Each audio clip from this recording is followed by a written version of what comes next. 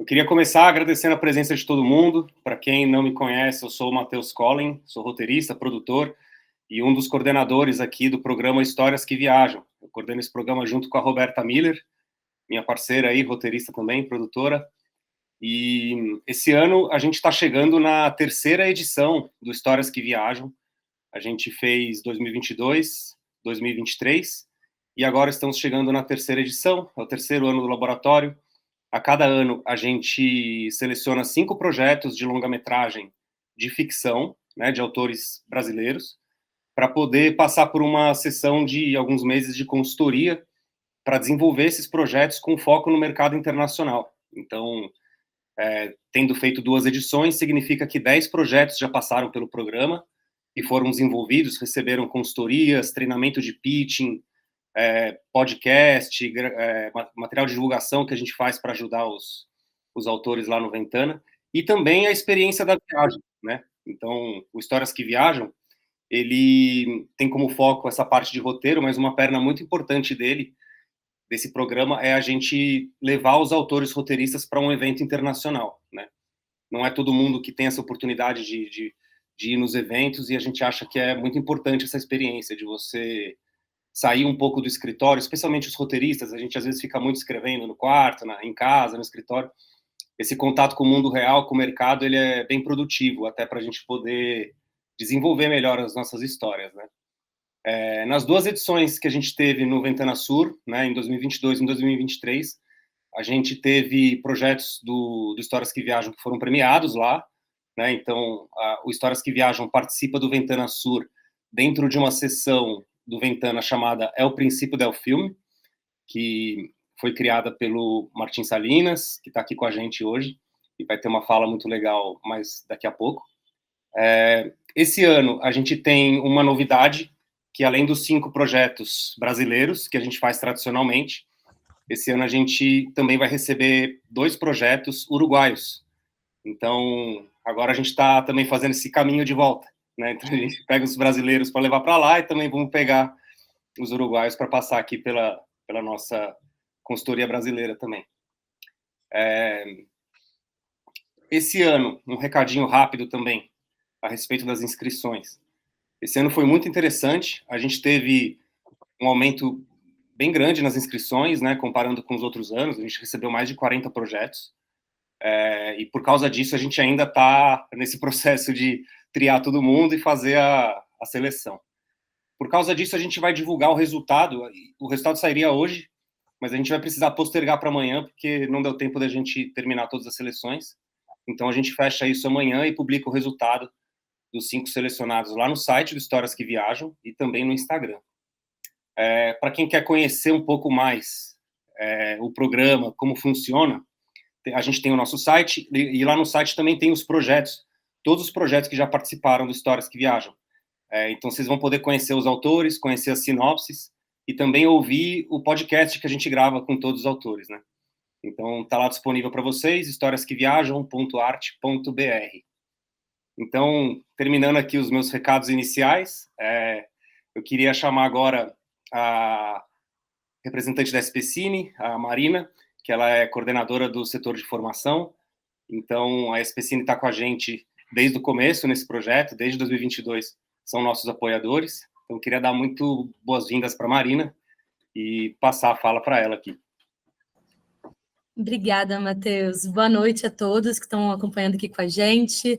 É um prazer estar aqui abrindo mais um ano, né, de Histórias que Viajam. Como o Matheus falou, já é nosso terceiro ano apoiando o projeto. Eu sou coordenadora da área de formação, que é a área responsável, né, por ações formativas voltadas para o setor audiovisual paulistano. E o Histórias que Viajam, na verdade, foi a nossa primeira ação formativa voltada para a internacionalização de projetos. Então, ela já começou sendo um sucesso, já foram 4 prêmios, é um projeto que a gente acredita muito, que a gente gosta muito e que a gente quer que ele se fortaleça cada ano mais.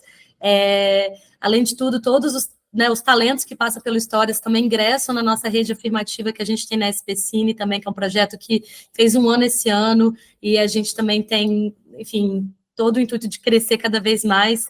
Então, enfim, eu desejo Um lindo ano aqui para a gente, com histórias, uma boa live aqui com a sabedoria aqui do Martim e tudo mais. Obrigada, gente. Boa noite. Olá, pessoal. Eu sou a Roberta Miller, coordenadora e criadora do Histórias que Viajam. E Histórias que Viajam é a nave do roteirista. É um lugar onde a gente pode trocar com outras pessoas de outros países, acolher nossas questões todas, nossas paralisias, às vezes, para o projeto, que quando empaca em alguma coisa, é um incentivador, né? Um estimulador.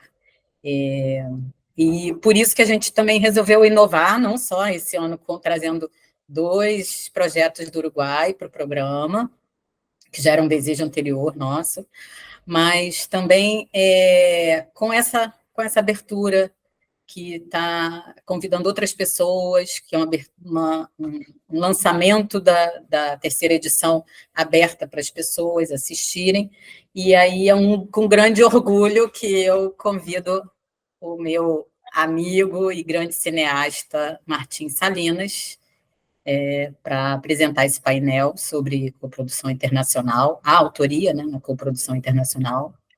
Martim Salinas, para quem não conhece, ele é diretor e roteirista de vários curtas-metragens, vários longa-metragens, mais de 20 longa-metragens, e tem muita experiência com coprodução internacional.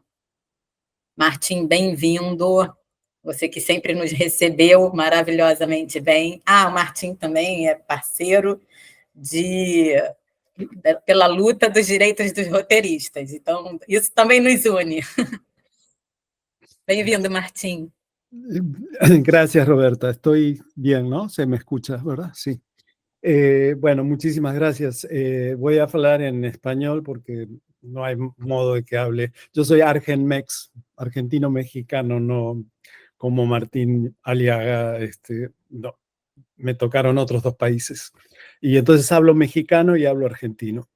Bien, muchas gracias por la invitación. La verdad que me siento muy halagado y contento de poder contar pequeñas aventuras que son las que sufre o vive o disfruta el roteirista, el escritor, el guionista cuando entra el tema de las coproducciones. Y voy a tratar de contar algunas experiencias que ilustran un poco cómo hay que ser flexible y cómo hay que encontrar la manera de adaptarse a la propuesta de una coproducción cuando la coproducción a veces cambia inesperadamente de país, por ejemplo. No siempre se empieza con un país y se termina con el mismo. Pasan muchas historias alrededor de esto y el escritor, el autor, es el que tiene que estar muy atento a cómo cambiar de país y a la vez contar la misma historia. Por supuesto que hay proyectos que empiezan y terminan bien pensados en 2 países o en 3 y el conflicto no existe en ese sentido. Pero hay algunas experiencias en donde esto me ha sucedido que sí hay que, digamos, aprender a cambiar de países. Pero bueno, vamos por partes. Por un lado, bueno, claramente las coproducciones de las que puedo hablar son aquellas en donde realmente hay personajes que son de distintos orígenes, no películas que de pronto tienen un actor que tiene un pasaporte español y entonces entra en la coproducción desde el punto de vista legal, pero el personaje no tiene nada de español, digamos así. Hay actores argentinos que tienen pasaporte y nacionalidad española, hablan como argentinos y de pronto forman una coproducción, forman parte del elenco de una coproducción. Esos no me interesan, no tengo nada que comentar al respecto. Quiero aclarar algo porque el principio del film fue una creación que nos trajo Bernardo Bergeret a Argentores, a nuestra sociedad de gestión, y Santi y yo nos tocó desde del Consejo Profesional de Cine trabajar y hacer lo posible, ¿sí? Pero bueno, no soy el único creador, más bien soy el tercero. El primero fue Bernardo, Santi es el que más ha trabajado y yo, por supuesto, he trabajado mucho también, pero quería aclarar eso porque parecía que era yo el único. No, no fue así, al contrario. Bien, la primera experiencia que tuve hace muchos años, esto fue en 1986, más o menos, 1985. Yo había escrito, me llamaron para escribir una historia que era de exiliados austríacos judíos de la Segunda Guerra Mundial en México, y iba a ser una coproducción de Austria con México. Y los personajes eran esta pareja de austríacos que tuvieron una hija, nació una hija en México con parálisis cerebral. O sea, no podía mover prácticamente más que el pie izquierdo de su cuerpo y estaba encerrada en ese cuerpo con el potencial de poder desarrollar su inteligencia, pero nadie sabía cómo llegar a ella. Entonces, la historia es una historia verdadera, está basada en una historia real, la película se llamó Gaby, una historia verdadera, y el personaje que destraba la comunicación con la niña es una nana mexicana, una nani, realmente es una sirvienta mexicana que al estar tan sola como la niña en algún sentido en ese mundo, entra en comunicación con ella porque es el único ser con el que tiene un vínculo. Entonces el guión tenía un personaje muy importante que es la nana mexicana porque tenía una habla, una cultura, venía de un mundo rural, y así estaba escrito. Y de pronto no se logró armar la coproducción con Austria y aparecieron dólares y la posibilidad de hacer la película con Estados Unidos. Y de pronto el guión que estaba escrito en español, con austríacos que a veces decían algunas cosas en alemán, yo no hablo alemán, pero bueno, me tuve que asesorar, con la nana que tenía un habla mexicana, había todo un juego que al aparecer dólares en la producción, se impuso que había que filmar la película en inglés. Entonces, el trabajo de autor se convirtió en cómo convertir bueno, esto fue la primera cuestión. La segunda fue que vino junto con la propuesta de un casting, de un elenco, en donde de pronto Gaby no había problema porque no hablaba, lo hizo Rachel Levin, que después fue Rachel Chagall, que era la mejor amiga de la Nani en la serie La Nani. En ese momento no era conocida, pero bueno, ella no tenía que hablar, no había problema. Pero como personaje que reemplazó a la sirvienta mexicana, de pronto fue Norma Leandro, la actriz. Norma hablaba un broken English, ¿no? Un inglés muy, muy básico, ella. Entonces, lo que antes era un personaje que hablaba en un idioma con todas las, digamos así, giros idiomáticos y los modos de una mujer que viene del campo de México con un origen muy humilde, pasó a convertirse en una argentina que hablaba un inglés quebrado, que era equivalente al escucharla en inglés a el personaje que yo había escrito, que estaba basado en una mujer real, porque de vuelta la historia es real. Gaby escribió como 500 páginas con su historia, con el pie izquierdo, que fue lo que la nana esta abrió en su mundo, la posibilidad de comunicarse. Un día descubre que con el pie puede expresarse y termina aprendiendo a escribir. Y luego los otros dos actores que eran que eran austríacos y que hablaban un poco en alemán, un poco en español con acento, fueron Robert Loggia, que era americano 100%, y Lee Bullman, que era noruega. Entonces la convención fue, hablan en un inglés un poquito europeo, extranjero, y la mexicana habla un inglés quebrado de media lengua, en inglés también, haciendo como que hablan en español. Bueno, la película se hizo, la película le fue muy bien, llegó a los Golden Globes, los Oscars, y se pasó en todo el mundo, y se usa y la siguen proyectando familias que tienen hijos o familiares con parálisis cerebral, y el idioma no le importa a nadie. Digamos, la historia terminó pudiéndose contar en inglés, un poco al estilo de estas películas americanas en donde los que hablan otro idioma hablan en inglés pero con acento alemán, como los nazis y todo esto. Esto fue una experiencia de cómo adaptarse a una circunstancia de coproducción realmente inesperada, y la sensación de que se perdía la riqueza cultural que tanto trabajo había costado, pero que se ganaba otra cosa, que era la posibilidad de hacer la película y que se viera en todo el planeta. La película se vio muchísimo en muchísimos países por la suerte que tuvo con los premios. Después me tocó otra película en donde el conflicto fue las diferentes expectativas sobre qué era lo que había que contar por parte de los coproductores. Resulta que el desarrollo del guión estaba basado en Argentina, y el productor argentino había contratado a un guionista, un intelectual y un muy buen guionista argentino, que era la historia del Che Guevara.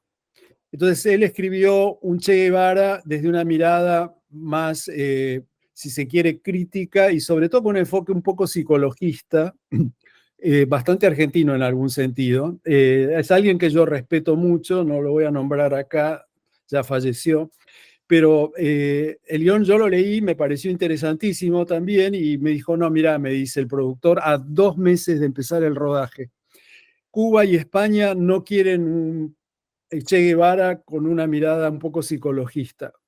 Así que tenés que escribir de vuelta esta historia con una perspectiva, digamos, más épica, una mirada más épica de Che Guevara. Por suerte me llamó y me preguntó qué sabía yo del tema, y bueno, lo había investigado justamente para otro proyecto, para un documental en México.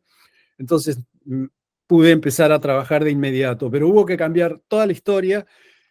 A último momento hubo muy poco margen por esta diferencia de expectativas y de mirada de los productores de diferentes países.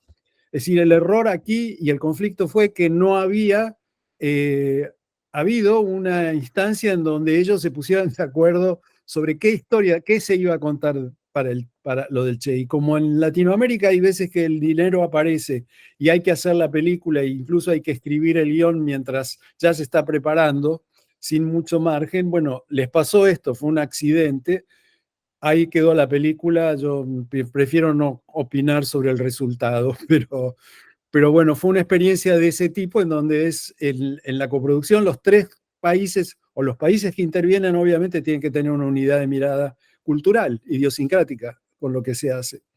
Después la siguiente que me tocó escribir fue Nicotina. Es una película que la había escrito para producción en Argentina. Sucedía todo en Buenos Aires, eran personajes de Buenos Aires, todos, y era, digamos, una comedia negra bastante enredada. Y resulta que vino la crisis del 2001 y aquí se destruyó toda la economía, no había posibilidad de producir la película, y la llevé a México, a un laboratorio de guiones del Sundance en Oaxaca en ese momento.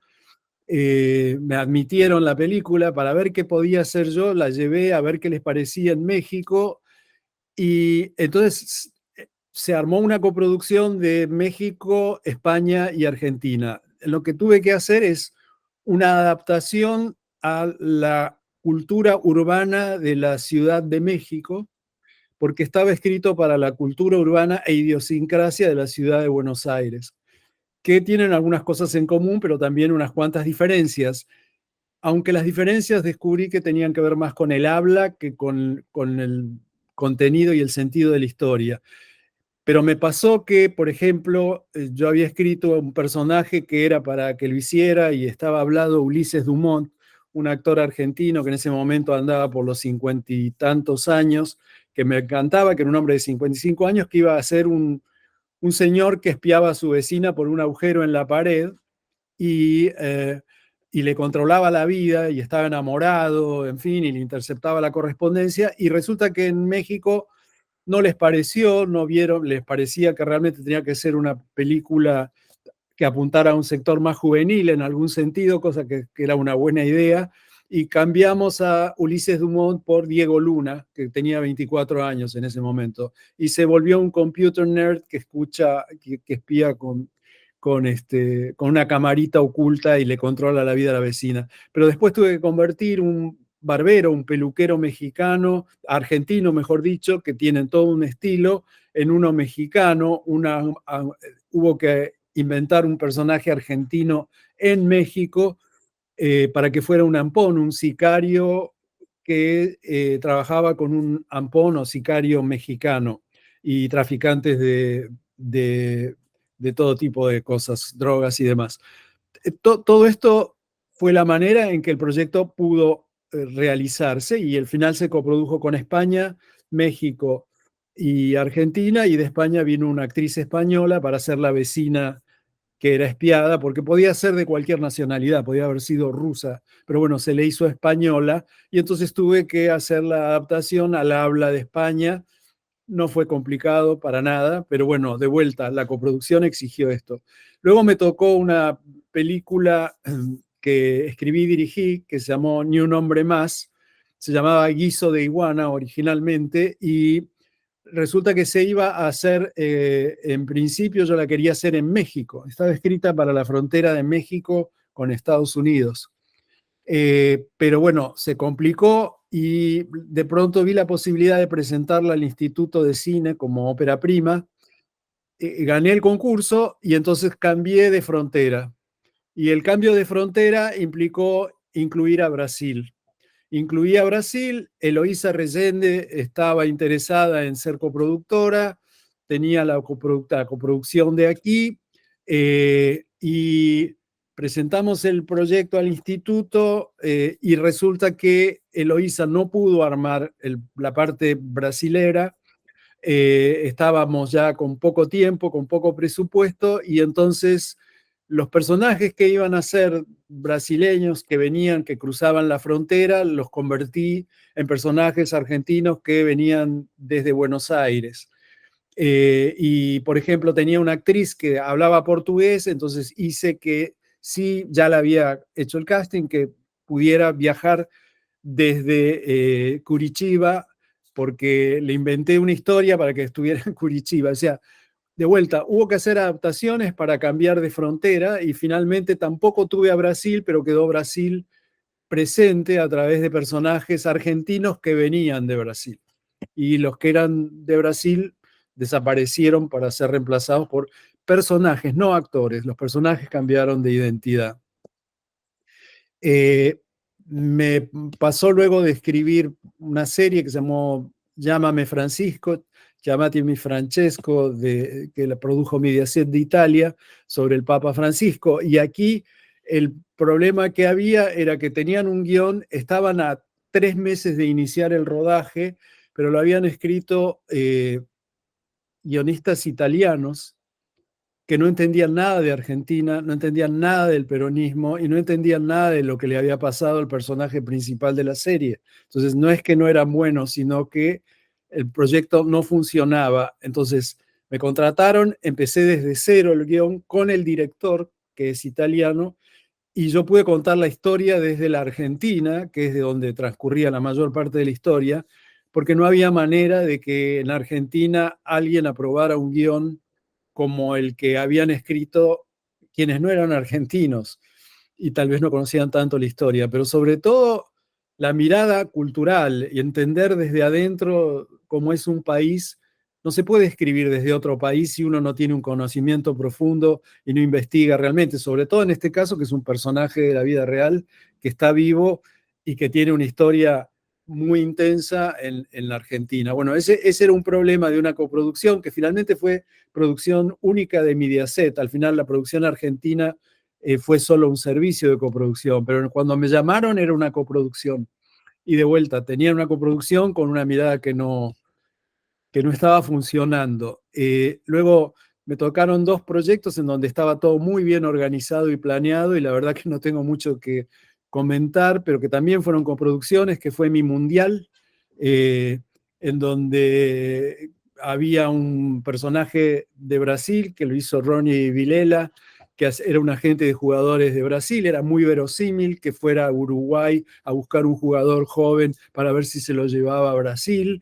Estaba todo bien pensado, César Troncoso, Néstor Gusini, digamos, todo un elenco muy bien armado, así que en ese caso sentí que habían planeado, organizado y llevado hasta las últimas consecuencias la noción de una coproducción. Y bueno, yo tengo un pedacito de uruguayo por mi abuelo materno y conozco Uruguay bastante, así que pude colaborar, fue un colaborador en el guión en ese caso, del director. Después en otro proyecto Vacío, que era con China, y entonces se habló todo en mandarín, la película, pero bueno, estaba escrita en español y también estuvo muy bien pensado, muy bien armado el proyecto y fue coproducción, se llamó Vacío finalmente, aunque se llamaba Montevideo.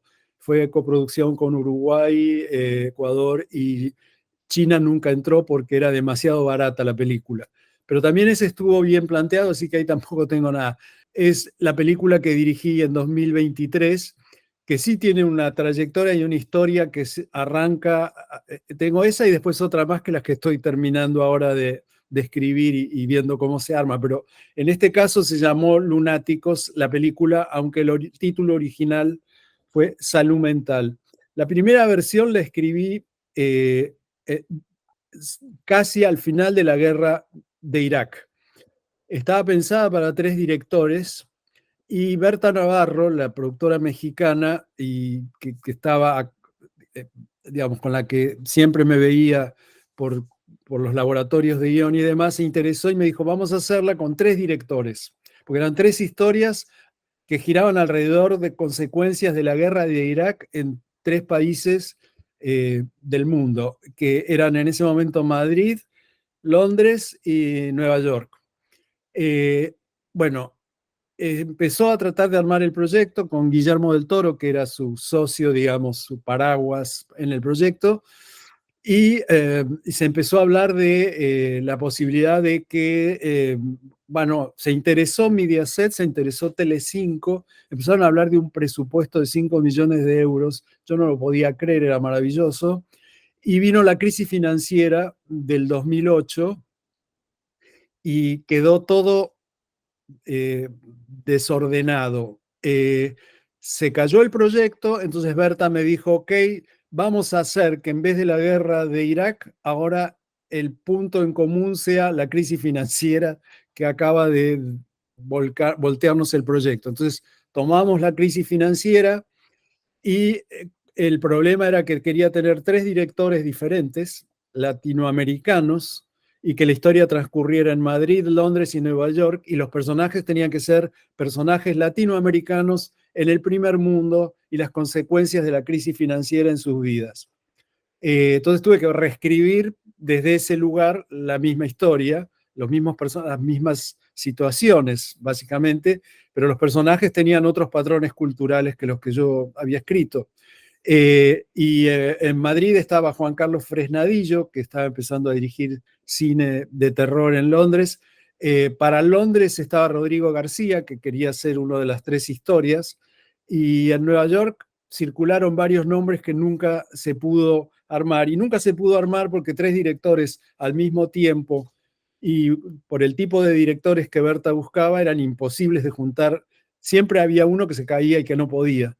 Al final el proyecto quedó en nada y entonces empecé a hacer adaptaciones en conversaciones con Berta y con otra gente para hacerlo en Frankfurt, Oslo y Londres, porque aparecieron posibilidades de un director noruego. Luego, en Frankfurt, un personaje que era una madre inglesa en la versión de Londres se convirtió en una madre alemana, ¿sí? Una madre que tiene un hijo que ella cree que es un genio y el tipo es un desastre. Después pensamos en Roma, París y Londres. Tampoco nada, no pasó nada. Y finalmente, después de mucho tiempo, decidí que iba a escribir yo una versión final y la iba a dirigir yo con el Instituto de Cine de Argentina, las 3 historias entrelazadas con la crisis financiera, pero en vez de la crisis financiera se convirtió en Donald Trump diciendo que se acababan el comercio de Estados Unidos con China, y de ahora en adelante no iban a comprarle nada a China. Entonces, ¿qué pasaba en Buenos Aires, Sao Paulo y Ciudad de México? Reescribí la historia, investigué Sao Paulo, apareció producción de Brasil, Beto Rodríguez presentó el proyecto a, ¿cómo se llama? Ancine. Empezó a pasar el tiempo, México no se terminaba de armar, Argentina se armó rápido, relativamente, y además el entusiasmo de UCINE de Uruguay, con quienes yo había trabajado en mi mundial, las chicas dijeron, Uruguay va a entrar también en la coproducción. Y llegó Bolsonaro. Brasil desapareció, Sao Paulo desapareció del guión, aunque al final el dinero apareció cuando ya la película estaba filmada y no nos sirvió para nada, hubo que devolverlo, y se terminó convirtiendo en una coproducción de Argentina y México con una participación, digamos, un aporte muy chico de un servicio de producción de Uruguay, porque en Uruguay tampoco se alcanzó a conseguir el apoyo. Lo que sí fue la parte más difícil de todas es que cuando íbamos a empezar a filmar, vino la pandemia y César Troncoso y Néstor Gusini, con quien yo había además ensayado y todo online, porque estaba la pandemia y demás, cuando tenían que cruzar se cerró la comunicación, el buquebús dejó de cruzar y una semana antes tuve que hacer cambios de vuelta de los personajes. Lo tenía Daniel Hendler, que vivía en Buenos Aires, por suerte. Los mexicanos llegaron justo antes de la pandemia porque se filmó en tramos separados. Pero nuevamente tuve que adaptar el personaje de Néstor Gusini a una actriz argentina, Verónica Ginás, porque era tanto lo que había ensayado, no tanto, sino era tan bueno el personaje que había empezado a sacar Néstor que necesité que fuera una mujer para poder reescribirlo y no dirigir a un pobre argentino tratando de hacer un uruguayo como me lo hacía Néstor. Entonces, la noción de que los cambios de países requieren no solamente un cambio de idioma, sino también un cambio de cultural, idiosincrático. Los personajes no pueden muchas veces, digamos, tener el mismo tipo de conducta o el mismo tipo de sueños o el mismo tipo de reacción. Acabo de ver la serie Noticia de un secuestro y veo un padre bailando con un hijo. En Colombia la gente baila, en Argentina la gente no baila, y si baila, bailamos muy mal. En México la gente baila, o en Cuba por supuesto también. Bueno, hay cosas que no son cambiables, no son intercambiables, y estoy hablando de algo más extremo como puede ser el baile, la música y demás. Bueno, y lo último, estoy ahora con un proyecto en donde iba a ser con España y México, también no lo logré armar, después armé uno, bueno, sería España-Argentina tampoco, después México-Argentina tampoco, y finalmente apareció Maribel Verdú, parecía que se iba a hacer con España, no se pudo, y entonces cada vez cambio de versión y cada vez tengo que volver a los personajes de distintas nacionalidades, y finalmente lo que tengo es personajes en México y en España, porque lo que ahora no existe, nuestro Bolsonaro se llama Milei, y aquí ya no hay producción. Entonces, finalmente está aterrizado entre España y México, a ver si logramos armarlo. Pero bueno, todos son permanentes cambios que hay que estar dispuesto, y lo que es más importante, cuando uno entra a un nuevo país, tiene que investigar, meterse y conocer la cultura de ese país. Yo en México no tengo problema, con Uruguay tampoco, con Brasil un poco más. Con distintos países uno se siente más o menos cerca culturalmente. Pero bueno, ese es el desafío, y muchas veces la coproducción requiere de un equipo binacional, dependiendo a veces, o por lo menos, de un consultor o de un colaborador de otra nacionalidad.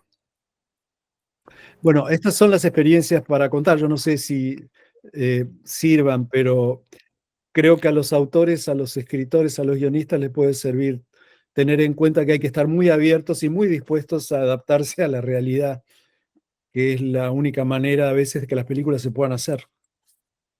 Sim, a coisa assim fundamental que a gente acredita, né, aqui no Histórias que Viajam é nessa conexão necessária que é preciso ter com a cultura do personagem do outro país, né?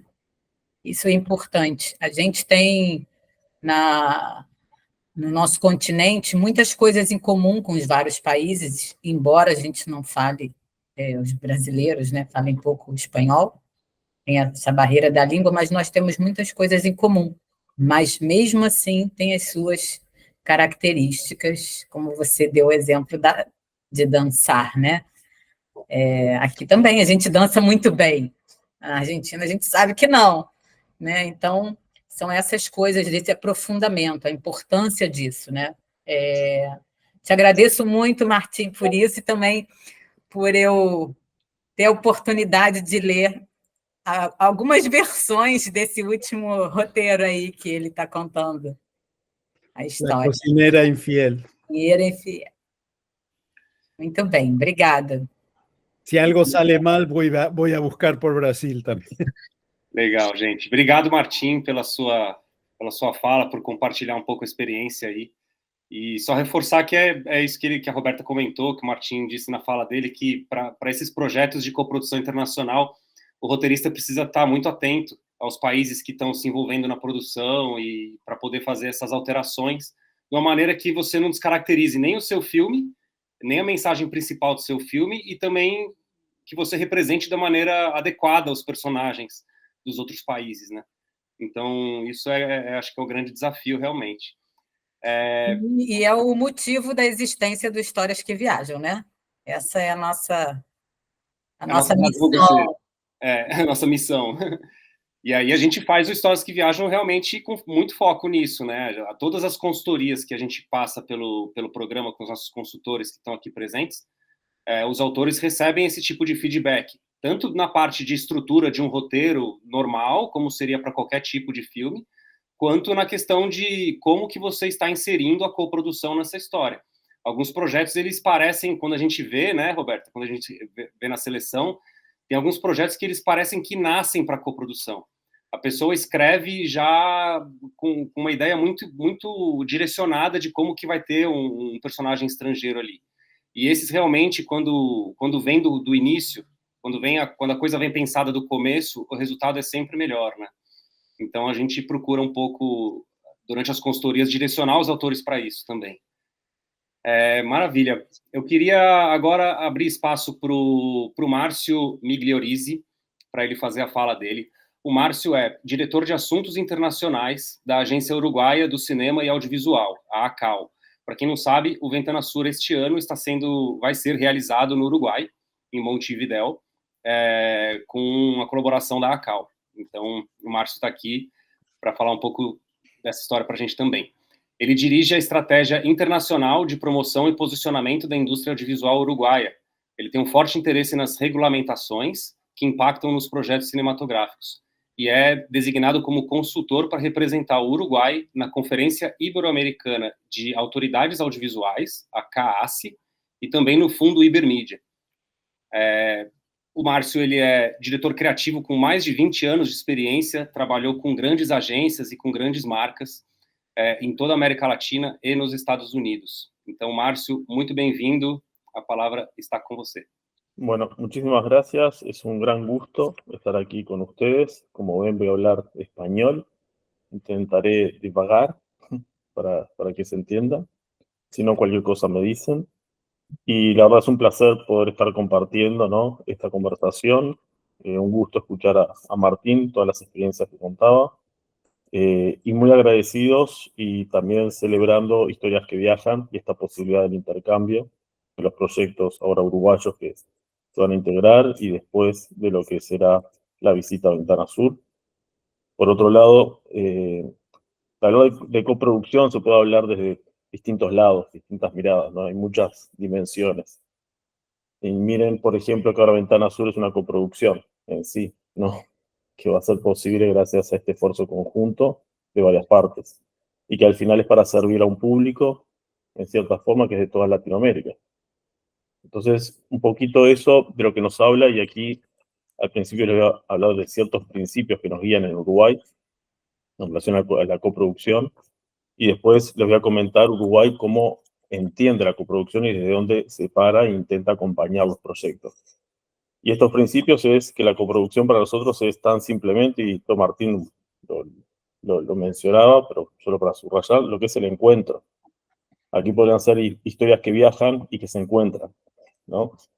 Que al final se trata de eso y ese encuentro de personas, en el nivel de la ficción y en el nivel de la realidad. Y por ese lado, siempre cuando vemos que se inician estos proyectos de coproducción, siempre nosotros lo que intentamos dar a entender a productores quizás con menos experiencia o que inician, o escritores, es procurar ir y encontrarte con esas personas, pero no una vez, varias veces, porque todo se trata de ese vínculo de confianza, ¿no? Que tienen que ir generando, ¿sí? De intercambio, que es lo que va a hacer que mañana en este proceso que es largo, ¿sí? Suceda lo que suceda, van a encontrar alguna oportunidad, alguna forma de salir adelante. Entonces eso nos habla del otro principio que es, de lo que hablaba Martín, la flexibilidad.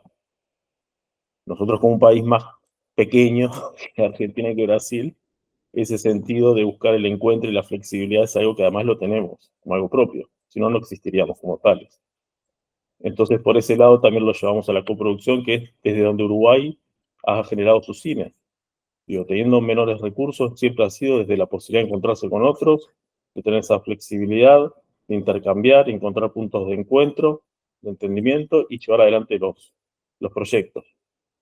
Y así es que se ha organizado, en cierta forma, la estrategia que hoy por hoy yo les estoy hablando desde la Agencia del Cine y el Audiovisual de Uruguay, que es una entidad muy recientemente creada, hace un año, que lleva adelante la estrategia que desde 2008, desde que está la ley de cine, se viene desarrollando y que se basa en estos principios, en cierta forma. Y por ahí es que, entonces ahora les comento un poco qué es lo que en este momento Uruguay puede dar de referencia y para que se están iniciando este camino, sean escritores, productores. Desde nuestro lado en sí, en relación a la coproducción, lo que procuramos y lo que tenemos es el entendimiento que a veces son oficiales las coproducciones y a veces no son oficiales. Y que todas como tales valen. Simplemente son distintos caminos.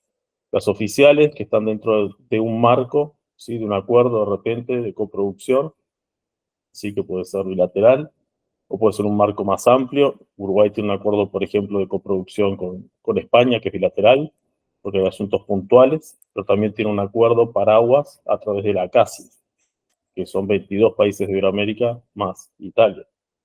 ¿Por qué digo de esto? Que es para los escritores, como ustedes decían, a veces uno piensa que la tarea se basa solo en un aspecto, de repente el artístico, pero en esa estrategia narrativa que vos estás definiendo, un poco siendo lo que dice Martín, tiene que haber un espejo con la estrategia de esa realidad, de las reglas de juego, de que me va a permitir realmente que exista en ese proyecto para que el proyecto exista como tal. Entonces, así como leemos tantas veces los guiones, está bueno leer los acuerdos de coproducción, ¿no? Con esos países que queremos que integren dentro de nuestro guión nuestras historias. Y desde ese lado en Uruguay hemos generado una estrategia de intentar tener la mayor posibilidad de acuerdos de coproducción con distintos países para ofrecerle la mayor cantidad de herramientas a actores, productores, de poder encontrarse, ¿no? Con otros países y traer coproducciones oficiales. Que eso significa simplemente tener la posibilidad de acceder a fondos de un lado o del otro y al esfuerzo de un lado y del otro de los distintos países. Por ese lado, nosotros seguimos en esa línea y generamos a veces consultas con productores, con escritores, solo en relación a esos acuerdos.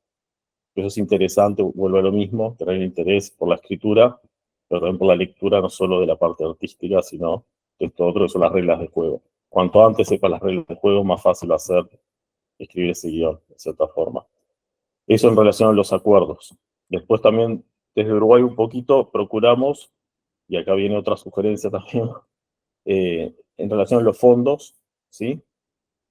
También generar la mayor vinculación posible con distintos tipos de fondos. Hoy por hoy, en nuestro caso, apuntamos más a los minoritarios, porque hemos entendido, y esto también como una sugerencia, que uno quiere llevar su historia adelante y quiere tener esa incidencia, pero también uno aprende a ponerse los zapatos del otro, a realizar proyectos minoritarios. Ahora es al revés, donde ahora tiene que integrar desde otro lado, ¿sí? Y eso puede ser colaborando como escritor o eso puede ser como productor. Y en este momento nosotros estamos procurando apoyar lo que es ese mayor aprendizaje desde el lado de la coproducción minoritaria, de que los escritores y productores uruguayos se pueden integrar a mayor cantidad de proyectos para aprender la mayor posibilidad de distintas experiencias y proyectos. Entonces, lo que estaba comentando, que en relación a los fondos también es interesante estar informado en relación a ellos, que siempre hay novedades en nuestra región. Además, en el caso de Uruguay tenemos los fondos propios concursables de fomento, que acompañan todo el calendario de una obra, desde el desarrollo, fondos para el desarrollo, para mayoritarias, ¿sí? Producción, también para posicionamiento, que es la promoción, ¿sí? Para el estreno, y después hay también otras iniciativas que acompañan el calendario, como por ejemplo fondos minoritarios, de que Uruguay aporta, en este caso son 3 premios, los $30.000 para obras minoritarias. En relación a los fondos también, a veces en acuerdos bilaterales, como en el caso con Brasil, que estamos relanzando lo que es el fondo bilateral, en su momento ANCINE ICAO, ahora ANCINE ACAO. Y entonces esto lleva a otra sugerencia que es, como buenos escritores, la lectura también de esos fondos y la escritura de esas cosas a tener en cuenta. Esas cosas a tener en cuenta que son ingredientes luego en el guión, es interesante tenerlos de referencia. Por más que sean acompañados por un productor, ¿sí? Pero estar informados. Lo mejor es tomar esas decisiones artísticas, pero que sean decisiones artísticas también informadas, ¿no? Sobre cuál puede ser la posibilidad de ese proyecto. En relación a los fondos, también aprovecho para comentar e invitar que así como está Ventana Sur, ¿sí? En este momento, que va a ser en diciembre, Uruguay también cuenta con otro evento que es el Festival de José Ignacio, que tiene una sección de industria, que acaba de lanzar ahora lo que es una instancia de WIP, de proyectos en desarrollo, y que tiene un premio de $50.000, ¿sí?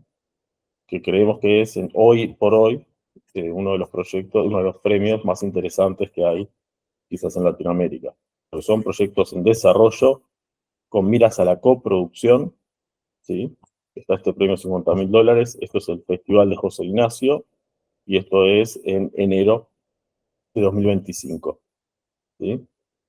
Entonces, de lo que ofrece Uruguay, que decíamos esta posibilidad de los acuerdos lo más amplio posible y la sugerencia de estar leyendo y tomando notas sobre los mismos, en relación a los fondos, un poquito lo que ofrece también, y esta sugerencia de estar otra vez leyendo y tomando notas, ¿sí?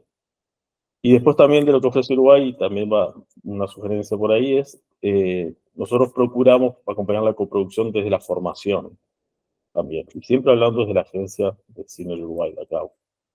Y ahí hay que ver cómo entendemos la coproducción, porque ¿para qué coproducimos? En sí, uno piensa, bueno, siempre estamos hablando, ¿no?, de poder hacer el proyecto, poder hacer, pero en realidad, como todos más o menos tenemos presente, esa obra cobra vida cuando se encuentra con alguien, con una audiencia, ¿no? Y ese está siendo el mayor desafío.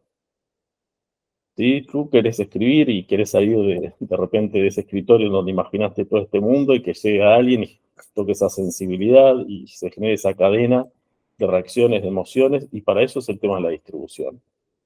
Entendemos la coproducción directamente relacionada a la distribución, ¿sí? Y también procuramos que se entienda que si tú buscas socios para que empujen ese proyecto, para coproducir, también los buscas para co-distribuir en cierta forma. Más allá de los acuerdos comerciales que haya, más allá de las estrategias, ¿sí? Entonces ahí lo que decíamos es un poco de lo que ofrece Uruguay, estamos procurando generar talleres de distribución, ¿sí? A los proyectos que ganan desarrollo, ¿sí? Y que están con miras de coproducir, para que lo más temprano, nuevamente, puedan tomar decisiones informadas de, bueno, tú quieres coproducir con tal país, pero ¿tenés presente qué posibilidades luego de distribución aporta? ¿O con qué estrategia, con qué esquema, con qué limitantes? ¿Sí? Y estás escribiendo. Entonces, ahora, ¿qué decisión vas a tomar a nivel de tu estrategia narrativa que integrás o que no? ¿Sí? Entonces, un poquito haciendo ese espejo de nosotros cómo entendemos la coproducción como algo integral, ¿sí? Desde dónde ofrecemos posibilidades, de todos los acuerdos, de los fondos, de la formación, y cuáles son las sugerencias en relación a eso que le hacemos a quienes se acercan, ¿no? A la agencia como escritores, como productores, de qué tener en cuenta. Y sobre este último punto también es algo que, a ver, se transforma en todo un tema.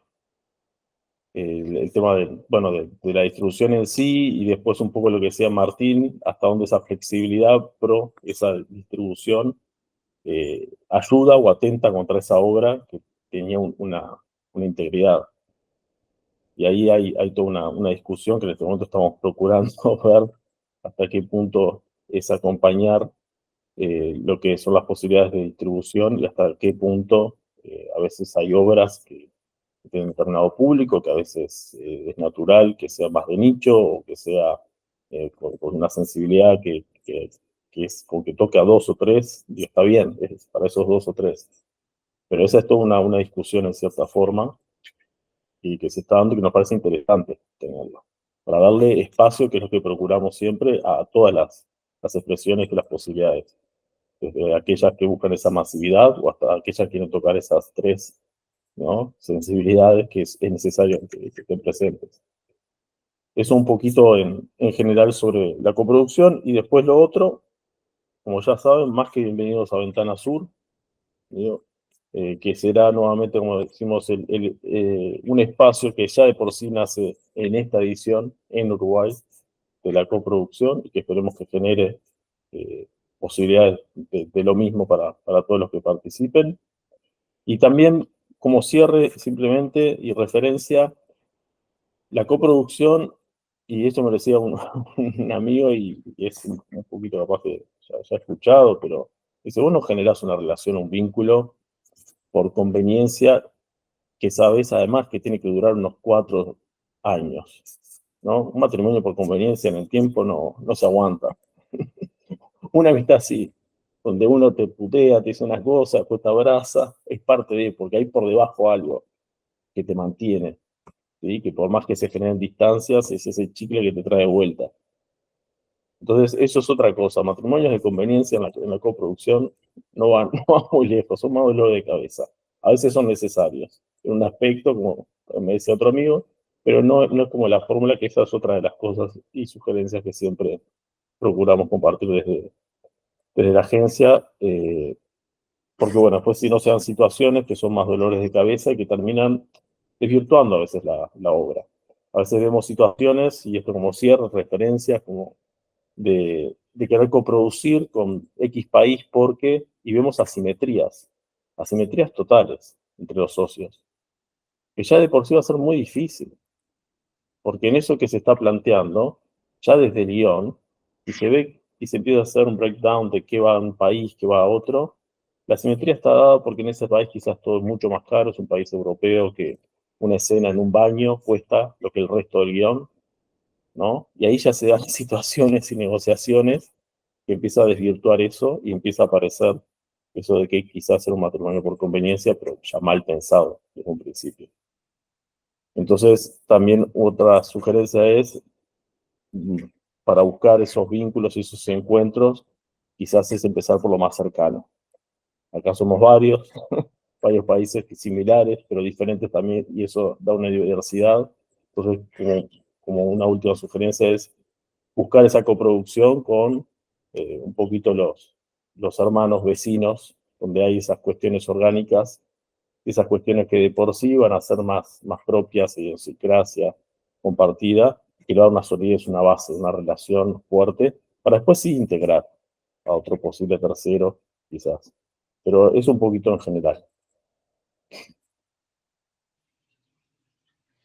Muito bom, obrigado, Márcio, pelos seus pontos. Bom saber que tem essa perspectiva de integração entre os vizinhos aqui na América Latina, né, com mais fundos surgindo, mais opções para coprodução. Queria agradecer a presença de todos vocês na abertura do Histórias que Viajam. A gente está muito empolgado para esse ano, com os projetos que chegaram e com os que vão ser selecionados para participar dessa nova edição.